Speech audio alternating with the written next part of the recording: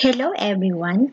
Today we will have a new lesson about operating system, the input-output hardware and input-output software. First, we are going to discuss the operating system, input-output hardware. One of the important jobs of an operating system is to manage various input-output devices, including mouse, keyboards, touchpad, disk drives, display adapters, USB devices, bitmap screen, LED, analog to digital converter, on and off switch, network connections, audio input-output, printers, and so on. An input-output system is required to take an application input-output request and send it to the physical device, then take whatever response comes back from the device and send it to the application. Input-output devices can be divided into two categories. Block devices. A block device is one with which the driver communicates by sending entire blocks of data. For example, hard disk, USB cameras, and disk on key. Next is the character devices. A character device is one with which the driver communicates by sending and receiving single characters such as bytes or octets. For example, serial ports, parallel ports, sound cards, etc. Device controllers. Device drivers are software modules that can be plugged into an OS to handle a particular device.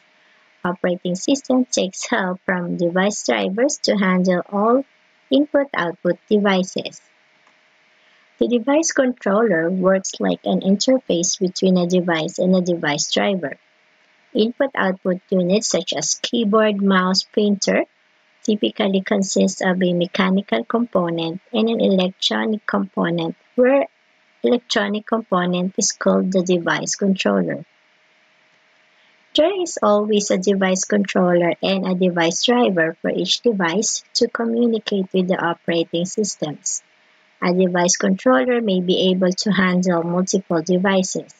As an interface, its main task is to convert serial bit stream to block of bytes, perform error correction as necessary. Any device connected to the computer is connected by a plug and socket, and the socket is connected to a device controller. Following is a model for connecting the CPU, memory, controllers, and input-output devices, where CPU and device controllers all use a common bus for communication. Here is the example. There is the CPU, memory controller, monitor, video controller, keyboard controller, USB drive, USB controller, disk drive, and disk controller. Synchronous versus asynchronous input-output. The synchronous input-output in the scheme CPU execution waits while input-output proceeds, while the asynchronous input-output, the input-output proceeds concurrently with CPU execution. The communication to input-output devices, the CPU must have a way to pass information to and from an input-output device.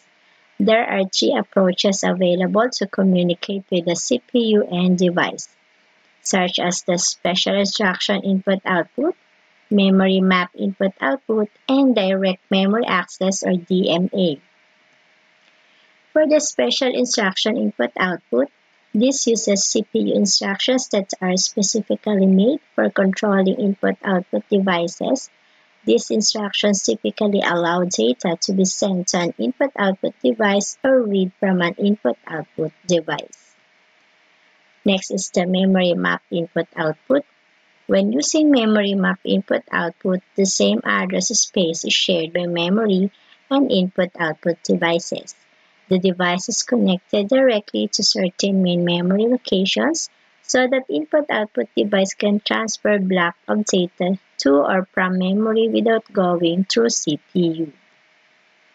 So this is the example image.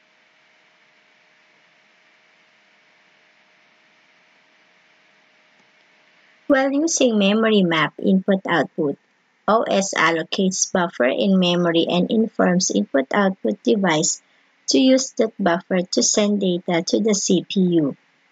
Input-output device operates asynchronously with CPU, interrupts CPU when finished. The advantage to this method is that every transaction which can access memory can be used to manipulate an input-output device.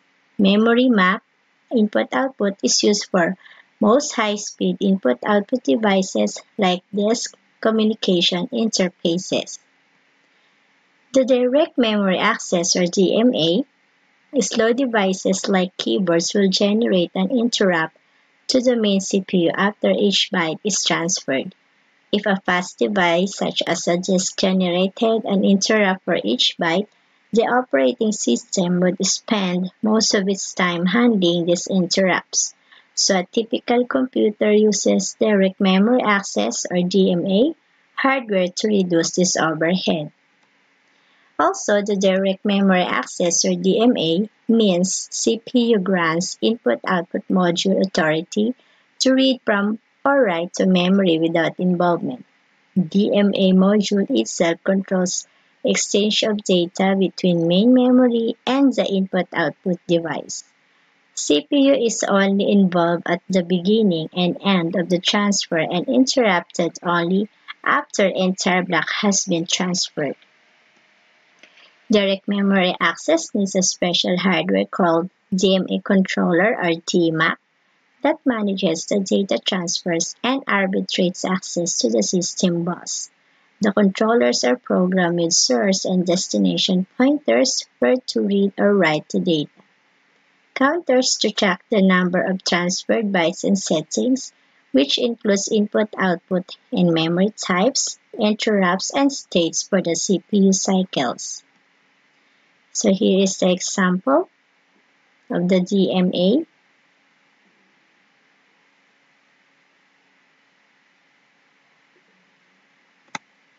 The operating system uses the DMA hardware as follows. Device drivers is instructed to transfer this data to a buffer address, or X. Device driver then instructs this controller to transfer data to buffer. This controller starts DMA transfer. This controller sends each byte to DMA controller. DMA controller transfers bytes to buffer, increases the memory address, decreases the counter C until C becomes 0, and when C becomes 0, DMA interrupts CPU to signal transfer completion.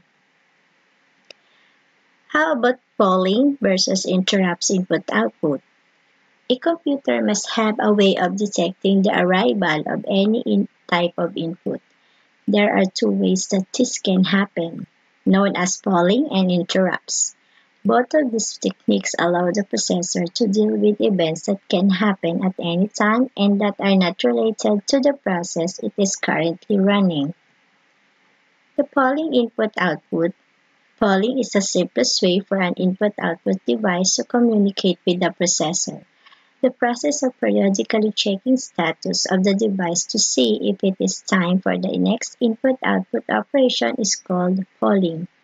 The input-output device simply puts the information in a status register and the processor must come and get the information.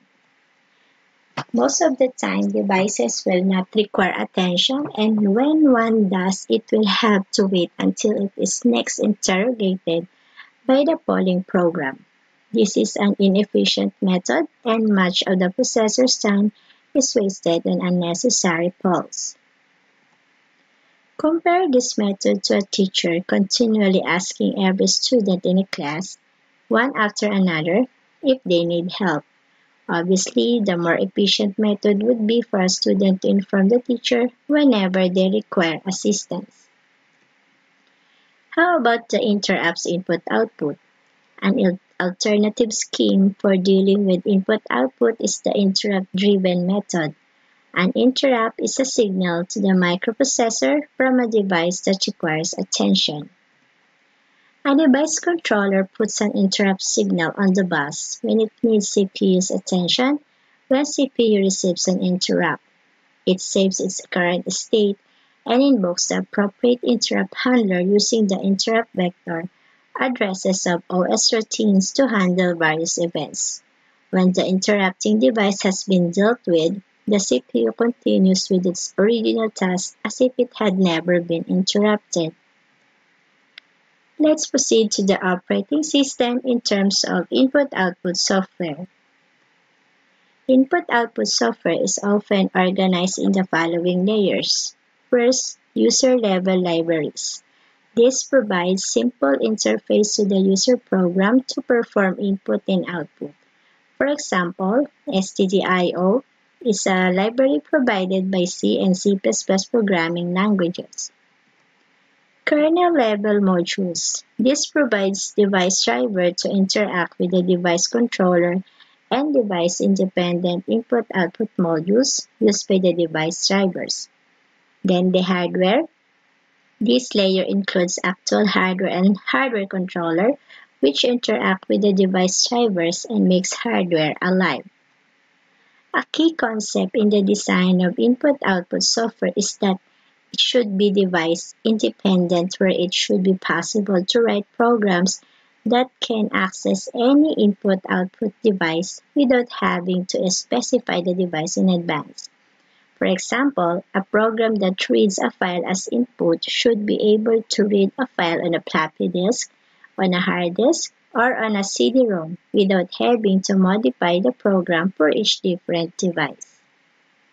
So here is the sample images of the user, kernel, and hardware.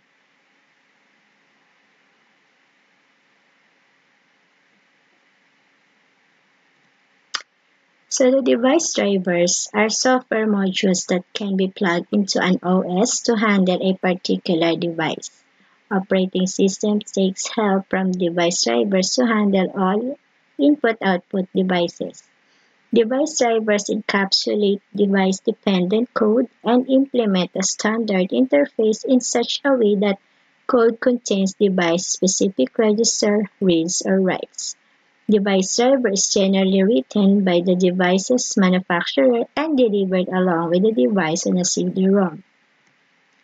A device driver performs the following jobs: to accept requests from the device-independent software above to it, interact with the device controller to take and give input-output and perform required error handling, making sure that the request is executed successfully. How a device driver handles a request is as follows. Suppose a request comes to read a block N. If the driver is idle at the time a request arrives, it starts carrying out the request immediately. Otherwise, if the driver is already busy with some other request, it places the new request in the queue of pending requests. Interrupt handlers. An interrupt handler, also known as an interrupt service routine or ISR, is a piece of software, or more specifically a callback function in an operating system, or more specifically in a device driver, whose execution is triggered by the reception of an interrupt. When the interrupt happens, the interrupt procedure does whatever it has to in order to handle the interrupt, updates data structures, and wakes up process that was waiting for an interrupt to happen. The interrupt mechanism accepts an address, a number that selects a specific interrupt handling routine or function from a small set. In most architectures, this address is an offset stored in a table called the interrupt vector table. This vector contains the memory addresses of specialized interrupt handlers. Next is the device-independent input-output software. The basic function of the device-independent software is to perform the input-output functions that are common to all devices and to provide a uniform interface to the user-level software. Though it is difficult to write completely device-independent software, but we can write some modules which are common among all the devices. Following is a list of functions of device-independent input-output software. Uniform interfacing for device drivers, device naming, mnemonic names mapped to major and minor device numbers, device protection, providing a device-independent block size, buffering because data coming off a device cannot be stored in final destination, storage allocation on block devices, allocation and releasing dedicated devices, and error reporting. The user space input-output software. These are the libraries which provide richer and simplified interface to access the functionality of the kernel or ultimately interactive with the device drivers. Most of the user-level input-output software consists of library procedures with some exception like spooling system, which is a way of dealing with dedicated input-output devices in a multi-programming system. Input-output libraries such as STDIO are in user space to provide an interface to the OS resident device independent input-output software. For example, putchar, getchar, printf, and scanf are examples of user-level input-output libraries STDIO available in C programming. Next is the kernel input-output subsystem. Kernel input-output subsystem is responsible to provide many services related to input-output. Following are some of the services provided. First is the scheduling. Kernel schedules a set of input-output requests to determine a good order in which to execute them. When an application issues a blocking input-output system call, the request is placed on the queue for that device. The kernel input-output scheduler rearranges the order of the queue to improve the overall system efficiency and the average response time experienced by the applications. Next is buffering. Kernel input-output subsystem maintains a memory area known as buffer that stores data while they are transferred between two devices or between a device with an application operation. Buffering is done to copy the speed mismatch between the producer and consumer of a data stream or to adapt between devices that have different data transfer sizes. Next is caching. Kernel maintains cache memory, which is region of fast memory that holds copies of data. Access to the cache copy is more efficient than access to the original. How about spooling and device reservation? A spool is a buffer that holds output for a device such as a printer that cannot accept interleaved data streams. The spooling system copies the queued spool files to the printer one at a time. In some operating systems, spooling is managed by a system daemon process. In other operating systems, it is handled by an in-kernel thread. The error handling. An operating system that uses protected memory can guard against many kinds of hardware and application errors. So that's all the learnings about the operating systems in terms of input-output hardware and input-output software. Thank you for watching and have a nice day.